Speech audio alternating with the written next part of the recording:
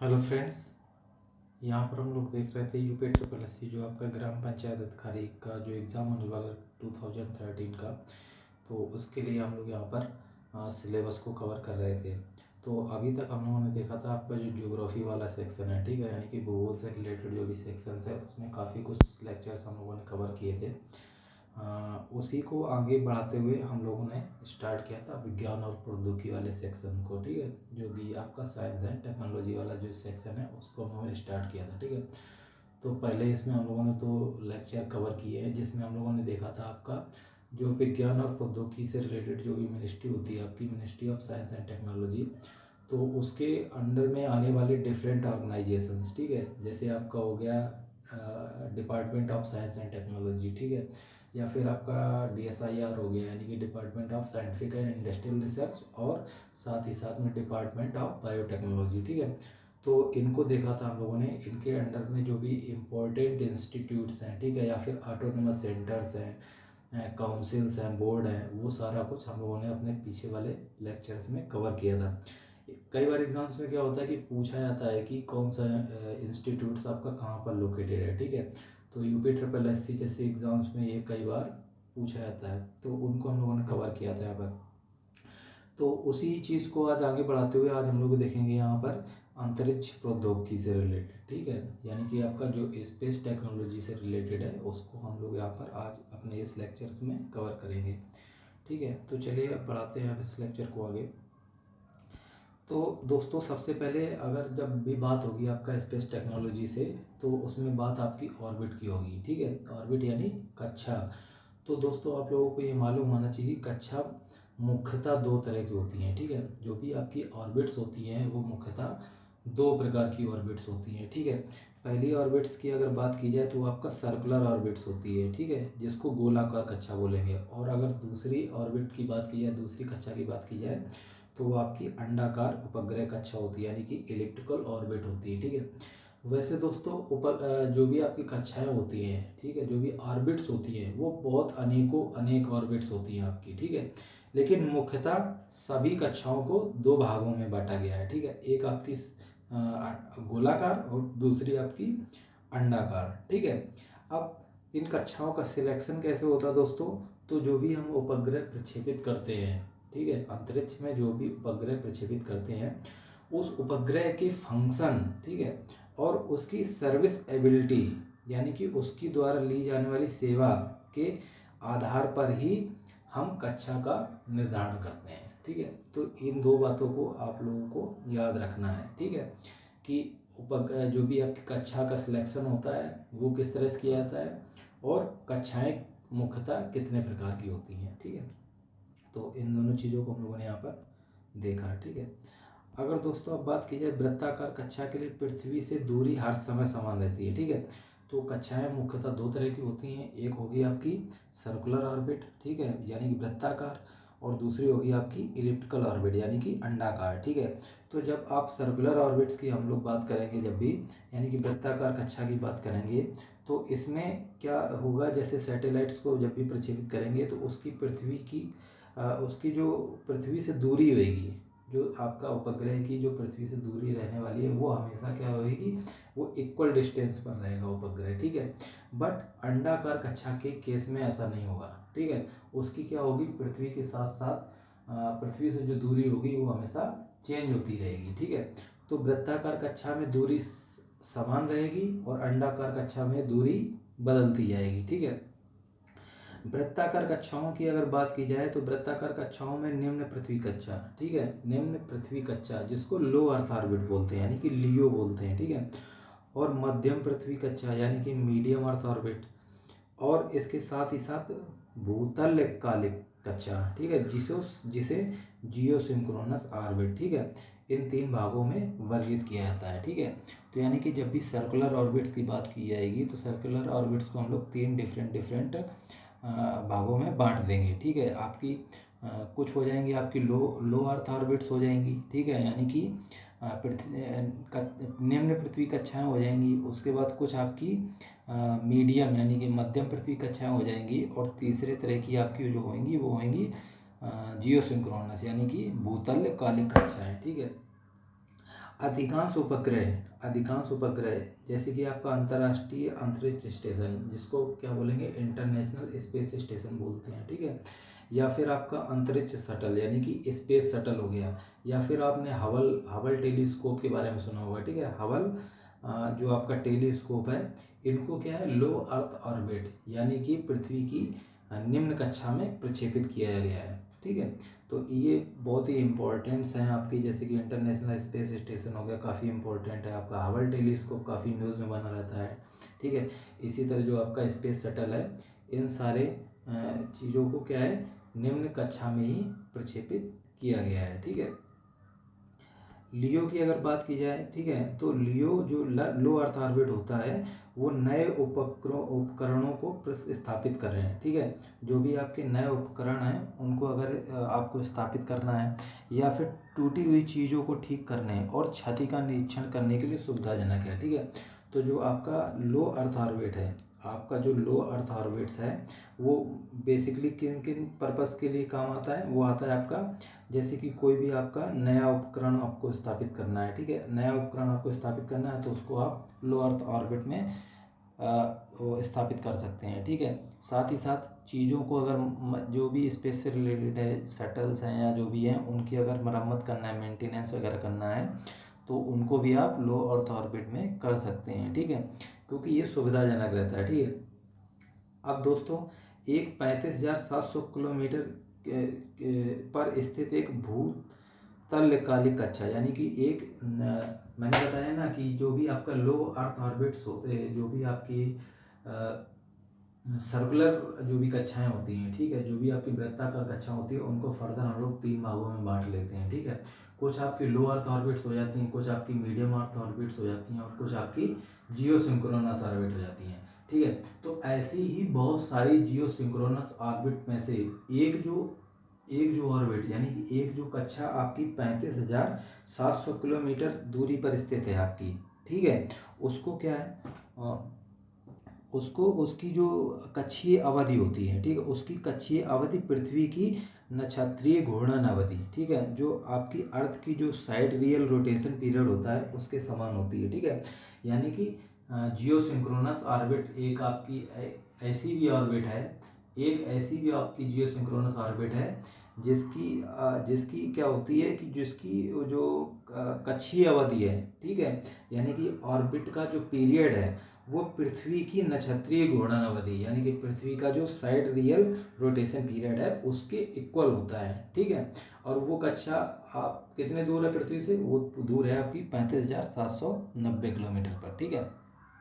यह उपग्रहों को पृथ्वी के घूर्णन के साथ तालमेल बिठाने की अनुमति देता है, ठीक है। तो ये जो आपकी ये आपकी जो जियो सिंक्रोनस ऑर्बिट है 35,700 किलोमीटर की स्थिति पर जो स्थित है आपकी, वो एक फ्लेक्सिबिलिटी देता है, ठीक है, ये एक फ्लेक्सिबिलिटी देता है।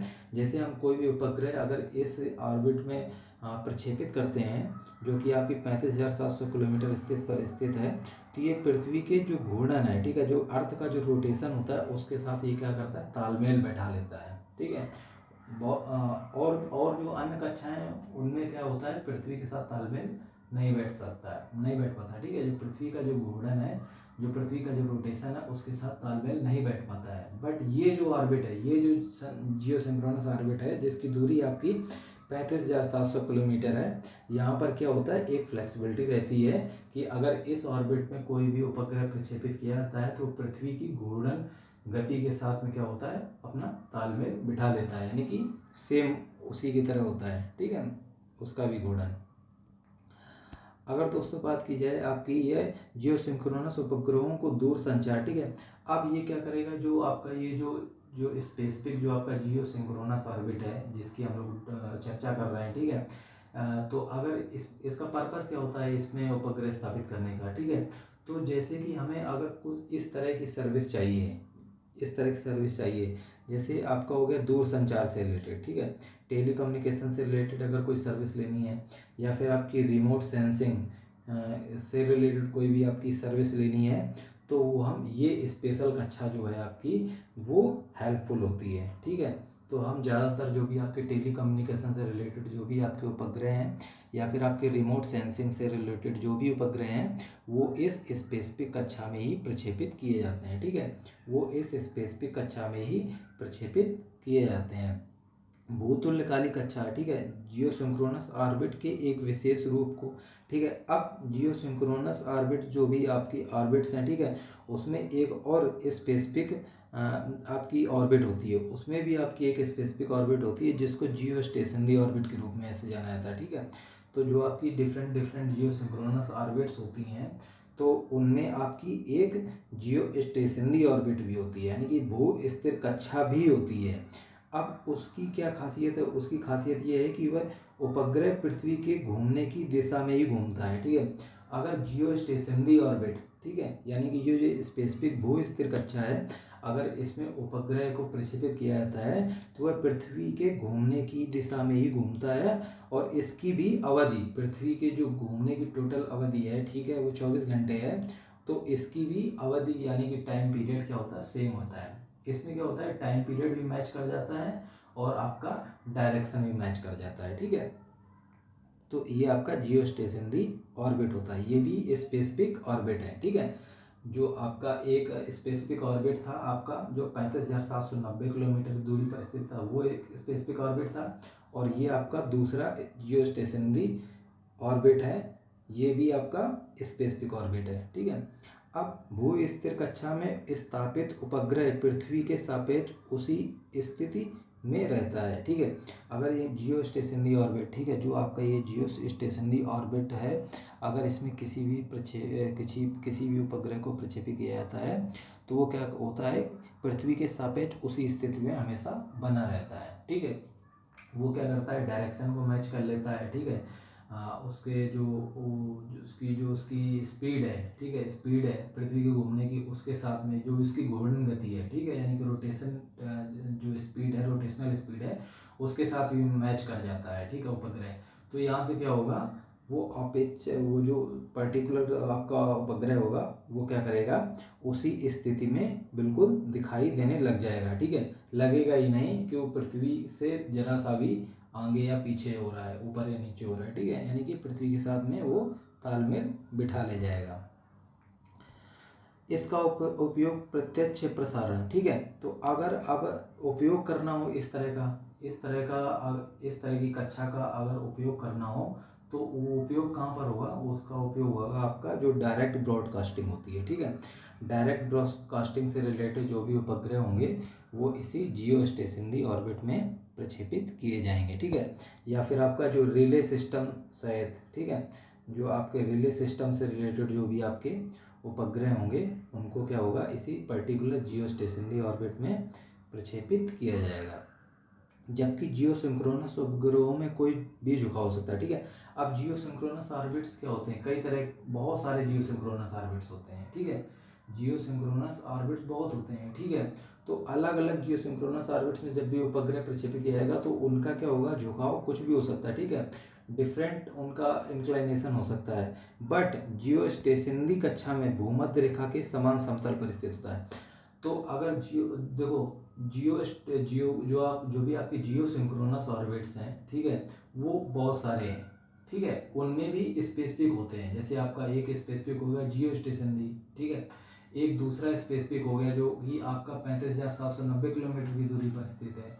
ठीक है, तो अब डिफरेंट डिफरेंट जियो सिंक्रोनस ऑर्बिट्स में उपग्रह का डिफरेंट डिफरेंट इंक्लाइनेशन होगा। ठीक है, बट ठीक है, जो आपका जियो स्टेशनरी ऑर्बिट है, ठीक है, जो आपका जियो स्टेशनरी ऑर्बिट है, अगर उसमें कोई उपग्रह प्रक्षेपित किया जाएगा तो उसका वो क्या होगा, वो सेम प्लेन पे होगा। जो अभी आपका इक्वेटर है, जो भी आपका इक्वेटर है, यानी कि भूमध्य रेखा का जो प्लेन है आपका, पृथ्वी पर जो भूमध्य रेखा है, 0 डिग्री लाइन है, उसका जो प्लेन है तो उसका प्लेन क्या होगा, सेम होगा। ठीक है, यानी कि ये जो जियो स्टेशनरी आपकी ऑर्बिट है, जियो स्टेशनरी आपकी कक्षा है, उसका प्लेन और भूमध्य रेखा, ठीक है, यानी कि इक्वेटर का प्लेन क्या होगा, बिल्कुल एक जैसा होगा, सेम प्लेन में ये दोनों होंगे। ठीक है, अब ध्रुवीय कक्षा की अगर दोस्तों हम लोग बात करें, ठीक है, बात की जाए ध्रुवीय कक्षा की, यानी कि पोलर ऑर्बिट्स की बात की जाए तो ध्रुवीय कक्षा में रखे गए उपग्रहों का झुकाव भूमध्य रेखा पर लगभग 90 डिग्री होता है। ठीक है, तो जो भी आपका पोलर ऑर्बिट्स में जो भी आपके उपग्रह प्रक्षेपित किया जाएगा, अगर उसका इंक्लाइनेशन देखा जाए तो जो आपका इक्वेटर है यानी कि जो आपका भूमध्य रेखा है वहाँ पर उसका इंक्लाइनेशन लगभग कितना होगा, 90 डिग्री होगा। ठीक है, और वे कम ऊंचाई पर ध्रुवों पर उत्तर से दक्षिण की ओर यात्रा करेंगे। ठीक है, यानी कि जो पोलर ऑर्बिट्स में जो आपके उपग्रह प्रक्षेपित किए जाएंगे, अगर उनका इंक्लाइनेशन देखा जाए तो उनका जो इंक्लाइनेशन भूमध्य रेखा के पास में जो इंक्लाइनेशन होगा उनका वो लगभग 90 डिग्री होगा और वो उत्तर से दक्षिण की ओर घूम रहे होंगे। ठीक है, यानी कि उत्तर से दक्षिण की ओर घूम रहे होते हैं। ठीक है, ऐसे ही ध्रुवीय कक्षा में लगभग एक उपग्रह पूर्ण चक्कर लगाने में 90 मिनट लगाते हैं। ठीक है, अगर पोलर ऑर्बिट्स की बात की जाए तो उसमें जो भी आपका उपग्रह होगा वो एक पूरा चक्कर लगाने में लगभग कितना 90 मिनट का समय लगाएंगे। इसके परिणाम स्वरूप क्या होगा, एक उपग्रह 24 घंटे के टाइम स्पैन में, ठीक है, यानी कि अगर वो सिर्फ 90 मिनट लगा रहा है अपनी कक्षा में घूमने में, ठीक है, यानी कि एक पूर्ण चक्कर लगाने में अगर सिर्फ 90 मिनट्स ले रहा है तो वो 24 घंटे में क्या करेगा, पूरी पृथ्वी के सतह का निरीक्षण कर सकता है। ठीक है, तो पूरी पृथ्वी के सतह का निरीक्षण करने में वो सक्षम हो जाएगा। ठीक है, तो ये हम लोगों ने यहाँ पर देखा था स्पेस टेक्नोलॉजी से रिलेटेड जो आपका कक्षाओं से रिलेटेड जो भी था। इसके आगे भी हम लोग अपना स्पेस टेक्नोलॉजी को अभी आगे कैरी करेंगे। ठीक है, तो लेक्चर आपको कैसा लगा हमें इसके लिए लाइक शेयर एंड सब्सक्राइब जरूर कीजिएगा। And thanks for watching this beautiful video. Thank you very much.